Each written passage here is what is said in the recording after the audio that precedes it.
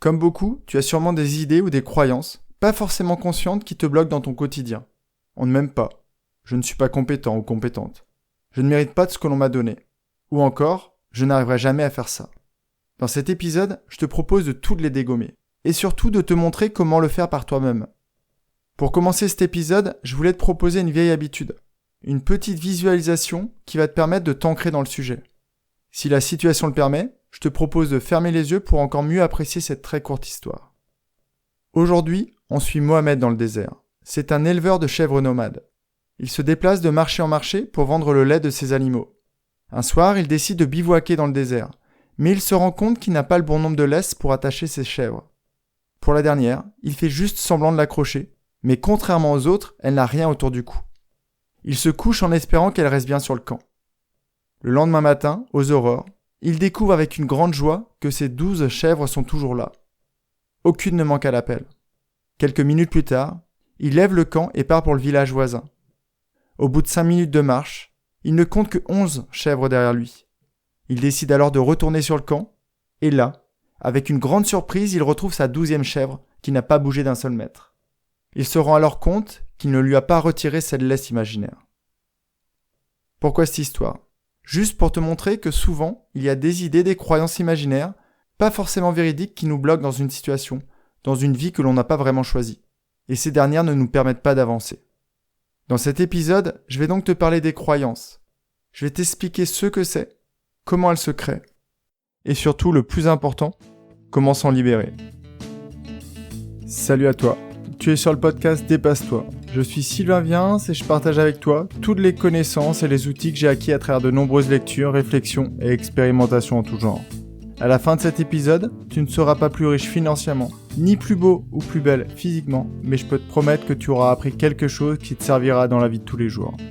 Tous les mardis, à 6h30, je te proposerai un épisode qui te permettra de gérer au mieux les difficultés que tu traverses, ou au contraire, de profiter au mieux des opportunités qui s'offrent à toi.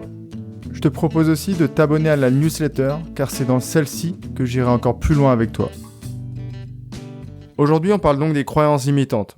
Concrètement, c'est quoi ? Tout simplement, c'est une idée, une hypothèse, sur laquelle tu n'as aucune certitude, mais que tu considères comme vraie. Tu y crois dur comme fer. C'est ancré en toi. Ce sont souvent des pensées qui reviennent, souvent à ton esprit, dont tu n'as pas forcément conscience, mais qui vont conditionner toute ta vie, tes comportements, tes réactions, tes ressentis, tes avis sur différentes questions. Souvent, elles prennent la forme de généralités. Faut pas se contredire devant ses enfants, c'est mal. Il est normal de ressentir de la frustration et de l'ennui au travail. On reviendra dessus plus tard. Souvent, dans ces croyances limitantes, on retrouve des notions de bien, de mal, de correct et d'incorrect. J'aime bien utiliser l'image d'un mur qui devient infranchissable. À chaque fois que tu rajoutes des croyances limitantes, ce mur devient de plus en plus haut et de plus en plus solide. On pourrait imaginer que chaque croyance que tu rajoutes, c'est une brique. Alors certaines laissent passer la lumière, sont pas très solides. D'autres au contraire sont très opaques et ne laissent passer aucune lumière. Comme exemple de brique très opaque, on pourrait utiliser la croyance « je ne prends jamais les bonnes décisions » ou encore « je n'ai pas de valeur ». On en avait déjà parlé dans l'épisode sur l'estime de soi. Plus ton mur est solide, plus tes fondations sont solides, plus il va être difficile pour toi de les percer ou même de les retirer. Mais malheureusement, tant que tu n'as pas fait ça, il est hors de question de s'imaginer de t'enfuir de ce mur que tu t'es créé, de cette croyance, de cette boîte, ou même à nouveau de voir le jour. Maintenant, on peut se poser la question de comment se créent ces croyances limitantes. Il y a deux aspects. Il y a certaines qui sont dues à l'héritage, à notre culture, à notre éducation, à nos familles, à notre environnement social. En fait, toutes ces croyances dépendent donc du lieu, du contexte de ta famille, de la société dans laquelle tu évolues. Rappelle-toi, c'est la domestication dont parlait Miguel Ruiz dans les 4 accords Toltec. J'en parlerai souvent parce que c'est quelque chose qui est profondément ancré en nous. Ce sont nos fondations. C'est ce qu'on nous a inculqué quand on était tout jeune. Une autre des croyances auxquelles on a adhéré se sont créées à partir de notre expérience. Imagine que tu as vécu une expérience traumatisante dans l'eau. Tu es passé tout près de la noyade. Tu as donc enregistré que l'eau, la mer, l'océan, pouvaient être dangereux. Puis tu as lu des ouvrages sur des récits de marins. Souvent on y retrouve des accidents de mer. Tu as peut-être déjà aussi regardé plusieurs fois le Titanic. À force de répétition, cette croyance que l'élément eau est extrêmement dangereuse est bien ancrée en toi. Et à chaque fois que tu te rends près de l'océan ou à la mer, tu as inconsciemment ces pensées, cette croyance qui te revient à l'esprit. Certaines sont donc créées par l'éducation et d'autres par notre expérience. Mais on pourrait aussi imaginer un mix des deux. Si tu as écouté mon dernier épisode un peu hors série, je faisais une remarque sur les conducteurs dans cette dernière. Imaginons maintenant que sur le chemin de l'école, tous les matins, tous les jours, je répète à Manon, ils sont fous ces conducteurs. Elle-même aura vécu plusieurs fois l'expérience de se faire couper la route par des conducteurs trop pressés ou de voir des comportements vraiment inadaptés de ces mêmes conducteurs. Au-delà de ça, Manon même me respecte. J'imagine qu'elle pense que son papa a très souvent raison. Donc cette croyance va s'installer rapidement et profondément en elle. Tous les conducteurs roulent mal et sont dangereux. Dans 10 ans, quand peut-être je vais lui proposer de passer son permis, elle pourrait me dire « Non, je veux pas risquer ma vie sur la route ». Et malheureusement, je pourrais pas lui reprocher de penser ça, parce que toute son enfance, je lui aurais transmis cette idée. Et elle aura elle-même expérimenté. Bien sûr, c'est pas en une fois que tu vas t'ancrer une nouvelle croyance. Si une malheureuse fois tu dis je suis trop vieux pour changer, c'est pas ça qui va te faire penser à cette idée ou la considérer vraiment comme vraie. A contrario, si tu la répètes tous les jours, tous les matins de ta vie, la croyance va vraiment commencer à s'installer et tu la remettras jamais en cause. Tu vas donc considérer qu'à partir d'un certain âge, 35, 40, 45 ans, tu ne pourras jamais évoluer. Et donc tu vas rester dans une situation de statu quo jusqu'à la fin de ta vie. Pour ne pas que l'épisode dure trop longtemps, je ne vais pas t'expliquer le pourquoi de ces croyances. Mais sache juste que ces croyances existent pour qu'on ait des généralités, qu'on ne se pose pas des questions tout le temps. Le fait de penser par exemple que tous les serpents sont dangereux, ça va nous éviter de s'en rapprocher et potentiellement de se faire mordre. Ou partir de l'idée que les humains ne savent pas voler, sauf preuve du contraire, t'évites tout simplement de vérifier et de te lancer du dernier étage d'un immeuble, car malheureusement, tu risques de ne pas pouvoir déployer tes ailes. Elles existent aussi pour qu'on adhère plus facilement à un groupe. Le fait d'avoir ces croyances, ça nous permet de respecter des us et des coutumes, et donc d'être plus en lien, en cohésion avec le groupe auquel on appartient, avec notre société. Et enfin, une des dernières raisons, tout simplement, le cerveau veut nous faire survivre. Et le fait d'avoir ces croyances qui nous bloquent, qui ne nous font pas sortir de notre zone de confort, on risque moins de notre vie. Je te rassure, il existe aussi des croyances positives. On parle alors de croyances ressources. Concrètement, ce sont des schémas de pensée qui vont nous aider à réussir et à atteindre nos objectifs. En fait, ces croyances déclenchent un sentiment de certitude et ça nous permet d'avancer. On pourrait se dire tout simplement aujourd'hui, à partir d'aujourd'hui, je ne crois plus à mes croyances limitantes. Malheureusement, c'est bien plus compliqué que ça. Comme je te l'ai dit, c'est quelque chose qui date souvent de ton enfance, ou des choses que tu as expérimentées. Et comme tu les admets, tu les considères vraies, tu te poses jamais la question de savoir si elles le sont réellement. Il y a un biais cognitif en plus qui nous empêche de le faire, c'est le biais de confirmation. Concrètement, tout au long de ta vie, à travers tes différentes expériences, tu vas essayer de confirmer ce que tu sais déjà. On filtre le monde pour vérifier les connaissances et les savoirs que l'on a déjà acquis. Et puis un jour, on va lire quelque chose, on va écouter quelque chose qui va nous faire penser ou qui va nous faire nous poser la question suivante. Est-ce que c'est vrai ? Est-ce que c'est vrai que je ne suis pas né sous la bonne étoile ? Que tout est plus difficile pour moi et que c'est normal ?